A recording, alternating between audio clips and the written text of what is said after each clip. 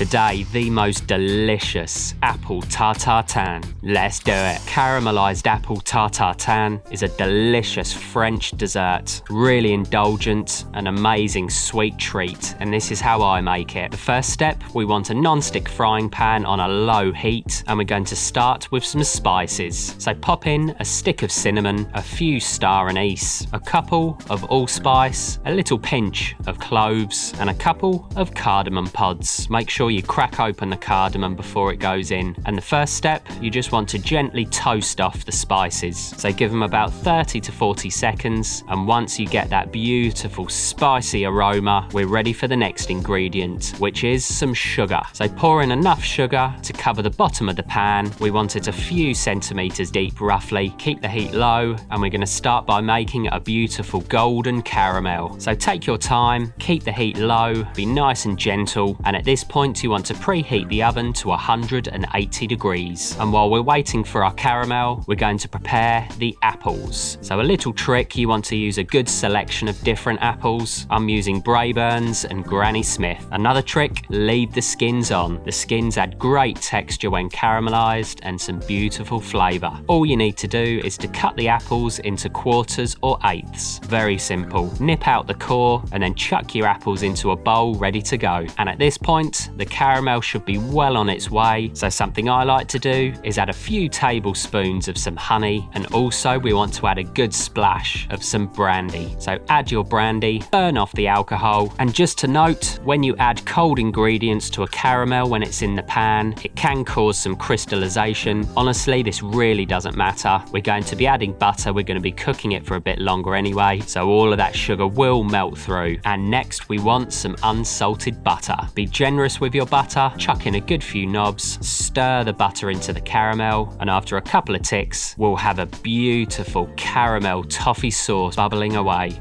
Keep the heat low, and then you want to lay in your apple segments. Arrange them however you want in the caramel. It's best to swirl them around so you get a beautiful pattern to the tarte tatin. And then you want to leave this on a low heat for about 8 to 10 minutes on the hob while we prepare our puff pastry. And so you want to flour your board, add some flour to the pastry, also to the rolling pin, and we just want to roll out the puff pastry so it's a bit bigger than the pan. And once you've done this, use a plate that's also the same size as the pan as a guide, cut around it leaving a good 2-inch gap, and then using the rolling pin, you want to gently lay the pastry over the caramelized apples, prick the pastry with a knife so we have some air holes, and then you want to pop the pan into an oven, and we want to bake this off for about 20 minutes until the puff pastry is beautifully puffed up and golden brown. And now for the tricky bit. You want to leave the tarte tatin for about 5 to 7 minutes, and then using a plate or a chopping board, be quick, be confident, and turn it out. And there we have the most amazing sweet treat, a French classic, apple tarte tatin. The best way to serve this is with a nice spoon of some clotted or extra thick cream, and I like to grate over some nutmeg. And all that's left to do is to get stuck in. So give this one a try, and I'll see you next time.